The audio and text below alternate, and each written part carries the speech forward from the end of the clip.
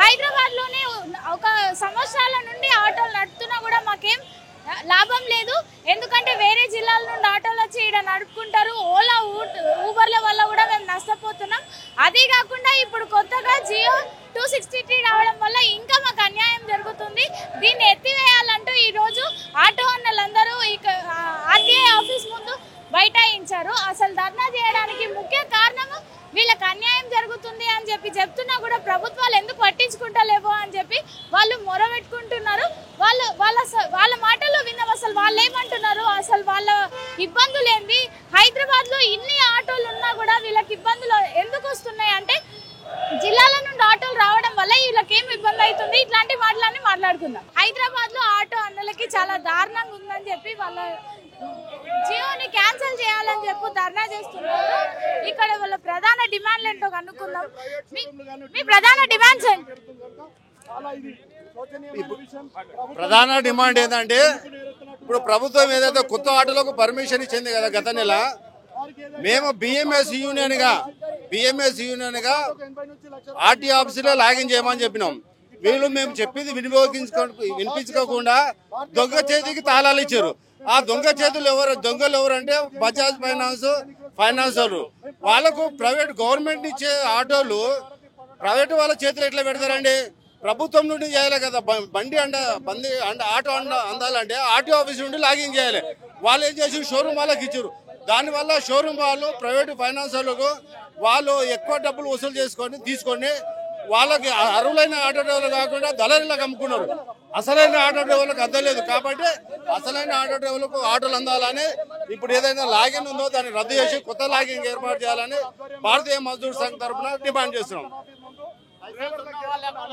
ఆటోలు ఇవ్వాలి. ఎందుకంటే ఈ మధ్య షోరూమ్ వాళ్ళు లైసెన్సులు జిరాక్స్లు అవన్నీ పెట్టుకొని నీ పేరు మీద ఆటో బుక్ అవుతుంది, నువ్వు 5,000 10,000 అని తీసుకొని తర్వాత పోయినాక నీకు ఆటో వస్తుందని చెప్పేస్తారు. 10,000 ఆటో పోతున్నాయి, ఇచ్చిన పేపర్లు ఆయన పెట్టుకుంటుండు. అట్లా కొంత బ్రోకర్ నడుస్తుంది. ఒక లైసెన్స్ మీద సేమ్ అడ్రస్ ఉంటుంది, కాకపోతే పుట్టిన డేట్తో తేడా ఉంటుంది. అది కాబట్టి అది కూడా క్యాన్సిల్ చేస్తారు. మరి ఫైనాన్స్ వాళ్ళ దగ్గర అన్ని లైసెన్సులు ఉన్నాయి, కరెక్ట్ ఉన్నాయా? ఈ బ్రోకర్ల దగ్గర అన్ని లైసెన్స్ కరెక్ట్ ఉన్నాయా? వాళ్ళు ఏ విధంగా తీసుకుంటున్నారు? ఆల్రెడీ ఆటోలన్నీ బుక్ అయిపోయినాయని చెప్పు. డ్రైవర్లు పోతే 20,000 ఆటోలు అయిపోయినాయని ఫైనాన్స్ వాళ్ళు చెప్తున్నారు. ఏ విధంగా చెప్తున్నారు? ఏ ఆధార ప్రకారంగా చెప్తున్నారు? డ్రైవర్లు ఇప్పుడు ఇంతమంది లైసెన్స్ ఆటోలు లేని డ్రైవర్లు ఉన్నారు. 10-20 ఏళ్ళు సిటీలో బతికే వాళ్ళకి ఆటోలు ఎక్కడ ఉంది? బతుకు తెరువు లేక వాళ్ళు కిరాయి పనులు నడిపిస్తారు. వాళ్ళు లైసెన్స్ పట్టుకొని పోతే నీకు రాదు అని చెప్తారు.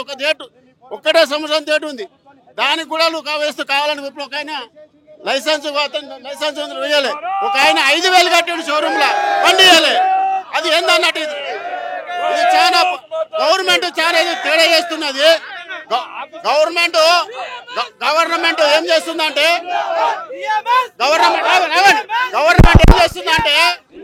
ఆటో డ్రైవర్ రావాల్సిన లాభాలు పక్క వదిలేసి గవర్నమెంట్ కు రావాల్సిన లాభాలు తీసుకుంటున్నారు. అంటే గవర్నమెంట్ లాభాలు బట్టి ఆటో డ్రైవర్ లాభాలు రాలేదు. గవర్నమెంట్ అని చెప్పారు. దీనికి గవర్నమెంట్ ఓపెన్ చేసింది ఏం లేదు. ఈ దళారులను ఓపెన్ చేశారు గవర్నమెంట్ చర్య తీసుకొని డైరెక్ట్ నేరుగా ఆటో కార్మికునికి పర్మిట్ ఇవ్వాలని చెప్పేసి ఈ గవర్నమెంట్ డిమాండ్ చేయడం జరుగుతుంది. ऑलरेडी 2 इयर्स में जो है हमारे को बात दिए पूरे ऑटो वालों को जो है 12,000 देते बोल के वो बात पे नहीं. ఆ మాట కాకపోతే మాట ఇవ్వద్దు. నీకు చాత కాకపోతే దిగి ఇంట్లో కూర్చోవాలి సీఎం గారు. మేము అన్ని తమ్ముళ్ళు లెక్క వచ్చి అంతా ఏర్పాటు చేస్తాం. కాకపోతే పెద్ద మాట చెప్పొద్దు. వారితోని వల్ల కాకపోతే అందరికి మోసం చేసి ఆ మాట కమిట్మెంట్ ఇవ్వద్దు. అందరికి బాధ అవుతుంది. 1,00,000 మంది ఆటో డ్రైవర్లు బాధలో ఉన్నారు. ఎవరు చూస్తారు? అబద్ధం చెప్పొద్దు. కాకపోతే మా దగ్గర వచ్చి డబ్బులు తీసుకోమను సీఎం గారికి. వాళ్ళకి చేత కాకపోతే మా దగ్గర వచ్చి తీసుకోమను. हिंदी ఇప్పుడు अभी ये सीएम साहब जो है खाली पीली बोल के पूरे ड्राइवरों को धोखा दे रहे हो. ये चलने वाला नहीं है. आपको नहीं चलाने हो रहा तो बोलो, हम बैठ के चला के बताते. पूरे इंडिया पूरे डिस्ट्रिक्ट के गाड़ियां बंद होना, ओला उबर बंद होना नहीं हुआ, पूरे गाड़ियां जला देने वाले. अब तक बर्दाश्त करे 2 साल हुआ, नहीं हो रहा. गवर्नमेंट को बोलो 100 करोड़ देते बोलो. गवर्नमेंट को बोलो. వాళ్ళకి అయితే చెప్పు మను, లేదంటే వచ్చి చెప్తా.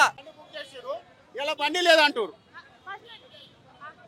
5,000 తీసుకొని ఇగో మాకు రసీదు కూడా ఇచ్చారు, తీసుకున్నారు, రసీదు కూడా ఇచ్చారు. 5,000 తీసుకున్నారు, బండి లేదంటారు. మీ పేరు బండి బుక్ అవుతుంది అని బండి ఇస్తామని 5,000 తీసుకున్నారు. మరి బండి ఇవ్వాలా లేదా? ఇక ఇప్పుడు లేదా అంటారు. ఎక్కడ పోవాలి? ఇగో ఈ పర్సెంట్ బండి లేదు. ఉంటే మాకేం మేము తీసుకోము. ఉంటే మేము పేరు మీద బండ్లు ఉంటే తీసుకోము. మేము లేకుంటేనే కొట్లాడుతున్నాం బండి. ఏం ప్రాబ్లం, కొంచెం ఆధార్ కార్డులకు చిన్న ప్రాబ్లం వచ్చింది, అది కూడా ఎక్స్చేంజ్ అయిపోయింది.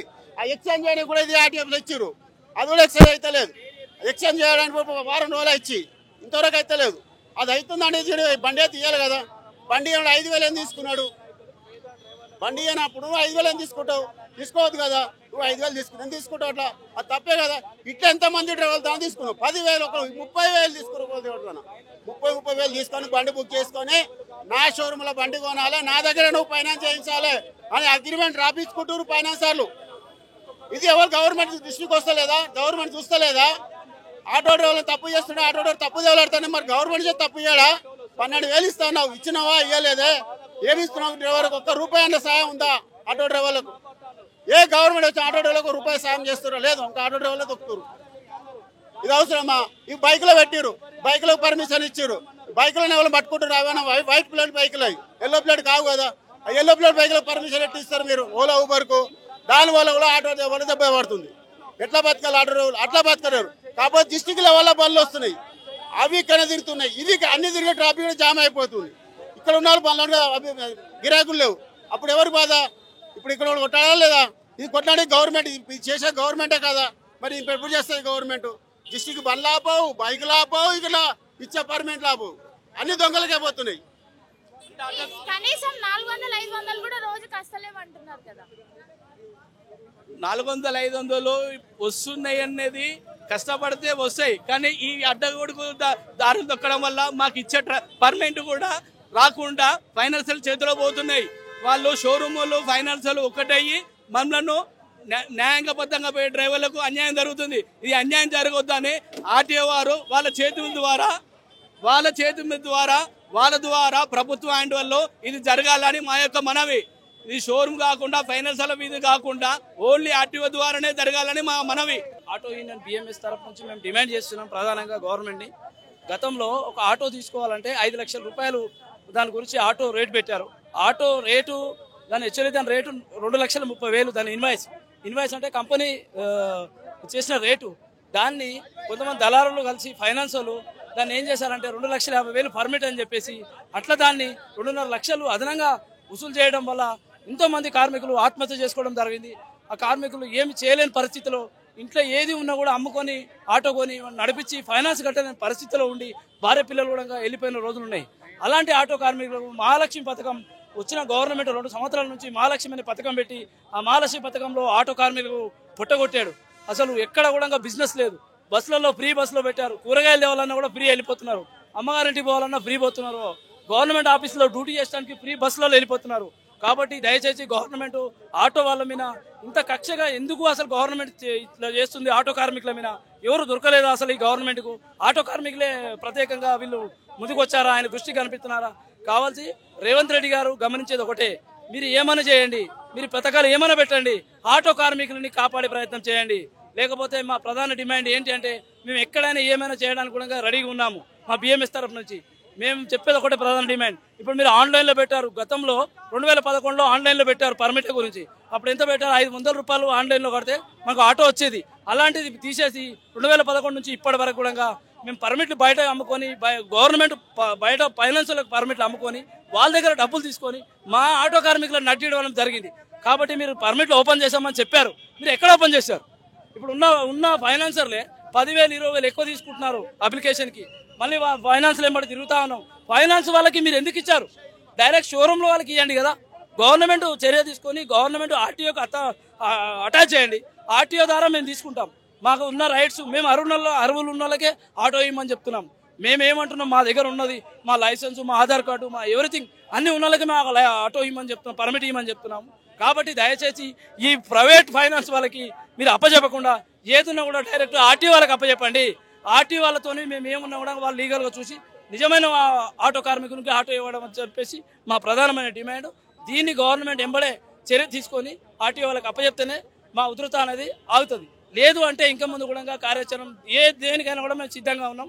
ప్రధానమైన మా BMS तरफ నుంచి మా ఆటో కార్మికుల तरफ నుంచి డిమాండ్ చేస్తున్నాం. मैडम हमारे को गाड़ी देते बोल के नहीं दिया, हमारे गाड़ी नाम पे नहीं है, लाइसेंस पे है बोल के 4 गाड़ी है बोल के हमारे को बोले आरटीओ ऑफिस में डाले, फाइनेंसर को दिए 40,000 रुपये मांग रहे, हम कहाँ से बनना अम्मा? हाँ क्या करना, स्कीम कहीं की है, पूरे फाइनेंसर लूट ले रहे, एक गाड़ी भी नहीं आ रही, किसको भी नहीं आई गाड़ी, मैसेज आया आओ बोल के बोल रहे, गए तो बोल रहे तुम्हारे नाम पे 4 गाड़ी है बोल रहे, हम क्या करना, कहाँ से लाना 40,000 रुपये, हम चोरी करना क्या बोलो?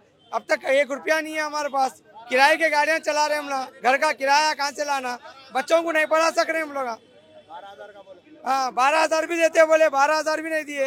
हाँ किसको भी कुछ भी नहीं कर रहे रेवंत रेड्डी साहब, क्या तो भी कर रहे, कुछ तो भी गरीबों का कुछ तो भी करो बोलो माँ। हाँ रैपिडो उबर सब बंद कर दो बोलो माँ, 2 व्हीलर ही बंद कर दो बोलो, हाँ 2 व्हीलर भी बंद कर दो बोलो, 2 व्हीलर भी नहीं होना कहीं को तो उन्हें हमारे जिंदगी में हमारे खर्चे का पूरा ले ले पूरा। हाँ 150 रुपये 200 रुपये उन्हें ले रहा, फिर हम लोग कहाँ जाके जीना, ऑटो चला के हम फायदा क्या है बोलो। हाँ कुछ भी करो तो ऑटो वाले को नुकसान कर रहे, बस फ्री कर दिए, वो कर दिए, ये कर दिए, हम जीना कैसा जीना, अब मर जाना क्या, आरटीओ ऑफिस का हम लोग बोलो बोल के बोलो सार को, वो भी करने को रेडी है, हम लोग मर जाते हम लोग। ऑटो वाले कुछ कर रहे, कुछ भी बोलो तो इधर से उसे ऑटो वाला मर जा रहा, कुछ भी बोलो तो ऑटो वाले कुछ बोल रही। 10 కిలోమీటర్లు పోతే 130 రూపాయలు మేడం. ఎంత తెలుసా, ఇంటికి కొత్త పిల్లలు రోడ్డు మీద వాళ్ళు చెట్టు పడుతున్నారు అంత దారుణంగా. మీకు పిల్లలు లేరా? ఎంత నిజమైన బతుకుంటే ఇంటికి పోదామంటే పిల్లలు దారుణంగా తింటున్నారు తెలుసా మేడం. 500 600 అంటే రూమ్ కిరాయి ఏం కట్టాలి, పిల్లల ఫీజులు ఏం కట్టాలి, ఇల్లు ఏం నడపాలి, ఏం తిండి తినాలి చెప్పండి మేడం, మీరే చెప్పండి. ఎంత నీచమైన బతుకు తెలుసా. ఇలా కంపెనీలకి ఇట్లుంటారు, ఇంటికి వస్తే వాడు ఏడుస్తూనే ఉంటాడు. నిజం చెప్తున్నా మేడం, ఇంటికి వస్తే వాడు ఏడుస్తాడు. ఇంత నీచమైన బతుకు అసలు భగవంతుడు అంటున్నా, అసలు పుట్టియకూడదు మమ్మల్ని, భూమి మీద పుట్టియొద్దు. అంత బాధ నాకు తెలుసా. ఇన్నేళ్ళ సర్వీసులో ఎప్పుడు నేను ఇంత బాధపడలే. ఈ ఆటో డ్రైవర్ల గురించి మనకు దారుణమైన బతుకులు ఇవి. ఒక ఆటో డ్రైవర్ని కుక్కని చూసినట్టు చూస్తున్నారు మేడం. ఇంత నీచమైన బతుకులు రావద్దన్నా, ఆ భగవంతుని కోరుకుంటున్నా, నిజంగా చెప్తున్నాను మేడం. అమ్మా పిల్లలు పొద్దున ఒక డాడీ 20 రూపాయలు, ఈ డాడీ నేను స్కూల్కి పోతున్నా అంటే 20 రూపాయలు ఇవ్వలేకపోతున్నామ్మా. 300 కిరాయి కట్టి గ్యాస్ పోసే వరకల్లా ఇంటికి అర్థం. మేము ఓటేసింది ఎందు గురించి చేస్తాం సార్, మంచి ప్రభుత్వం మంచిగా ఇచ్చేస్తుందనే ఆటో డ్రైవర్లకు కానీ ఎవరికే కానీ మంచి జరుగుతుందని ఓట్లు వేసినాం. దాని గురించేనా సార్? ఇప్పుడు సాయంత్రం పోతే భార్య ఇంట్లో అదే అయిపోయింది ఇదే అయిపోయింది అంటే లేదు, 300 కిరాయి కట్టినా 200 సార్, 200 రూపాయలు కందిపప్పు తీసుకుపోవాలన్నా కూడా, పిల్లలకి ఏదైనా తీసుకుపోయాలన్నా కూడా వెనక ముందే అవుతున్నాం తెలుసా. ఏం చేయాలి చెప్పు, ఇంతకన్నా ఏం చేసి బతుకుతుందో చెప్పన్నా. దీని మీద పడ్డాక కూలి పని చేయలేము, ఏ పని చేయలేము. మా బతుకులు అయితే నిజంగా అంత దారుణంగా ఉన్నాయన్నా. ఇంత బాధతో మేము ఇచ్చేస్తున్నాం సార్. ప్రభుత్వం ఏం చేస్తుంది? ప్రభుత్వం అసలు పర్మిషన్ ఎవరిస్తున్నారు మేడము? పేరు ప్రజాపాలన కానీ ఆడిపోతే ఎవరున్నాడు, నువ్వు సిట్టి రాసేయాలి పడేయాలి. అది ఏం జరుగుతుందో చెప్పు. ఎవరైనా కలిస్తే మాట్లాడితే దానికి ఎక్స్ప్లెయిన్ మనకు దొరుకుతుంది. దొరకనికి అవకాశమే లేదు. ఏం అవకాశం ఇస్తున్నారు చెప్పండి? ఏ ఆటో డ్రైవర్కైనా అవకాశం ఇస్తున్నారా? లేదు. మాకిగా చాలా కుటుంబాలు చాలా అది దారుణంగా ఇళ్ళెళ్ళక నిజంగా చెప్పుకోవాలంటే కొంతమంది ఇంకా చెప్పుకోని పరిస్థితులు అవి మాకు చెప్పుకోలేము, మేము చేయలేము. అంత దారుణమైన బతుకులమ్మ అవి. ఈ బాధలకే చనిపోతున్నారమ్మా ఆటో డ్రైవర్లు. ఇటు ఇంటి సంసారం వెళ్తలేదు, ఇటు కిరాయిలు వెళ్తలేదు. ఏం చేయాలి? ఈ బ్రతుకు కంటే చచ్చిపోయిందే మేలని చాలా మంది అట్లా కుమిలి చచ్చిపోతున్నారమ్మా. ఎందుకంటే ఇంట్లో పోతే భార్య అడుగుతుంది, బయట పోతే కిరాయిలు వెళ్తలేవు, పిల్లలకు ఒక 50 రూపాయలు ఇస్తామంటే వెళ్తలేదు. సాయంత్రం నేను దందా చేసుకొని వస్తామా, ఒక 100 రూపాయలు ఏమన్నా తెమ్మంటే సాయంత్రం తెస్తామా, అట్లా తిరిగి సాయంత్రం ఏమన్నా అయితే తీసుకొస్తామా అంటే సాయంత్రం కారాబార్ అయితే లేదమ్మా, కిరాయినే ఊకుంటలేడు. లేదంటే బండి పెట్టే బాబు వేరేకి ఇస్తా అంటుండు. ఇటు చూడాలన్నా సంసారం చూడాలన్నా ఎక్కడ ఏం వెళ్తలేదమ్మా. అప్పుడు మేము ఈ బస్సు ఫ్రీ లేనప్పుడు కిరాయి పోతుండే, గ్యాస్ పోతుండే, హాయిగా 800 900 మంచిగా నడిస్తే 1000 కూడా తీసుకుపోయినామమ్మ. అబద్ధం ఆడకూడదు. అట్లాంటి ఈ బస్సు ఫ్రీ, ఈ ఓలా, ఊబర్, ర్యాపిడో ఇది ఇల్లీగల్ బిజినెస్ మేడం. మీరు ఏమని అనుకోండి, ఇండియాలో ఎన్ని రాష్ట్రాలు ఉన్నాయి అన్ని రాష్ట్రాల బండ్లు నడుస్తున్నాయి, బైకులు. మేము అడిగినాం బాబు కైసే ఇంకా చూతే గవర్నమెంట్ అంటారు వాళ్ళు. యూపీ, బీహార్, ఛత్తీస్గఢ్, రాయ్పూర్, నాగ్పూర్, తమిళనాడు అన్ని బైకులు ఉన్నాయి మేడం, నన్ను చూపెడతాం మీకు. అది ఇల్లీగల్ బిజినెస్ మేడం. 1,22,000 బైకులు నడుస్తున్నాయి మేడం మా మీద. ఇప్పుడు ఒక 100 రూపాయలు సవారి పోతే వచ్చేటప్పుడు ఒక 50 రూపాయలు దొరికేది. అబ్బా అట్లా 4 సవార్లు కొడితే ఒక 600 700 అట్లనే అయ్యేది. పొద్దున 9 నుంచి మధ్యాహ్నం లోపల ఒక 700 800 900 ఉండేది. సాయంత్రం ఆఫీస్ టైంలో వదిలేసి లోపల 700 800 చేసేది మేడం. ఇప్పుడు ఒక్కళ్ళు ఉంటుర్రు, బైక్ బుక్ చేసుకుంటుర్రు, హాయిగా ఇంటికి వెళ్తుర్రు. ఇప్పుడు సికింద్రాబాద్ నుంచి హైటెక్ సిటీ, ఆయన గేట్ బయట బండి పెడుతుండు, ఆన్ చేస్తుండు. ఆయనకు 50,000 60,000 జీతం ఉంటుంది. వచ్చేటప్పుడు 150 200, పోయేటప్పుడు 200 150. వానికి 50,000 60,000 జీతం మిగులుతుంది. రోజు 400 500 మీద సంపాదిస్తుంది మేడం. అది ఇల్లీగలా కాదా మేడం? అది ఒక్కటి దయచేసి గవర్నమెంట్ని ఒకటే కోరుతున్నాం, ఈ బైక్లను బంద్ చేయండి. మేము బ్రతకగలుగుతాం. ఎక్కడ పోయినా ఒకళ్ళు మీరే ఉండరు మేడం. అమ్మ ఆ 60 రూపాయలు అమ్మ, బాబు 50 తీసుకొని అడుగు బాబు అంట. ఇప్పుడు అట్లాంటి బైకుల మీద వెళ్ళిపోతారు మేడం. ఇంకెక్కడ బతుకుతాం మేడం? అందులో సగం మంది చచ్చిపోతారు. గవర్నమెంట్ రూల్ ప్రకారం నేను ఎప్పటి నుంచి నడుస్తున్నా తెలుసా మేడం? 80 నుంచి ఉంది నా లైసెన్స్. 80 ఇదే ఆర్టీ ఆఫీస్లో తీసుకున్నాను. కారు నడిచింది 415 రూపాయలు ఉండి అప్పుడు నేర్పిస్తే, ఇదే ఆటోలో 2 చింత చెట్లు ఉన్నాయి, దాంట్లో ట్రాల్ కొట్టి ఓకే బాబు పాస్ అయినామని నాకు ఇంత పెద్ద లైసెన్స్ ఇచ్చాను మేడం. ఇదే ఆర్టీ ఆఫీస్లో నా తడు ఇప్పటికుంది. నేను రెన్యువల్ దాన్ని చేంజ్ చేస్తూనే ఉంటా. అట్లాంటిది ఇప్పుడు 45 ఏళ్ళు అవుతుంది, ఎప్పుడు ప్రాబ్లం రాలేదు. ఈ 2 ఏళ్ళ నుంచి మాకు ప్రాబ్లం ఎక్కువైతుంది మేడం. ఈ బైకులు, ఓలా, ఊబర్ చాలా చచ్చిపోతున్నాం మేడం మేము. దయచేసి గవర్నమెంట్ మీరు కూడా, వీడియో వాళ్ళు కూడా దయచేసి మమ్మల్ని సహకరించాలమ్మా మీరు కూడా. అదే అమ్మా.